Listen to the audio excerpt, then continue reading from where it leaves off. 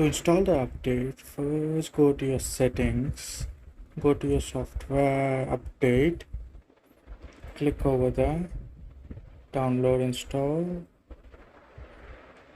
and it will start downloading. And now installation option is here, and you would see that it has the April 1st security patch for Samsung S20 FE. Just click on install now so that you can install that. It has few bug fixes and everything, which you can see over there. And now we are going to just click the install now, and it'll take about 5 minutes time to install the new update.